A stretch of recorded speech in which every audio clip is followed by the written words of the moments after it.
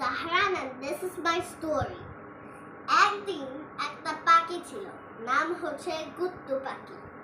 ও হচ্ছে মাছ খুঁজছিল। তারপরে ও হচ্ছে পুরো নদীতে মাছ খুঁজছিল। তারপরে একটা মাছ পেয়েছে। তারপরে হচ্ছে নিচে যে তুলে নিয়েছে। তারপরে যাচ্ছিল। তারপরে ওর হাতে থেকে স্লিপ করে পড়ে গেল মাছটা। তারপরে ও খুঁজছিল মাছটা আর খুঁজে পাই না। তারপরে হচ্ছে পাখি, ছোট্ট পাখি গেল হচ্ছে বড় বড় মুরগিকে। আর বড় মুরগিকে জিজ্ঞেস করেছে যে বড় মুরগি তুমি জানো কোথায় মাছ আছে অনেক?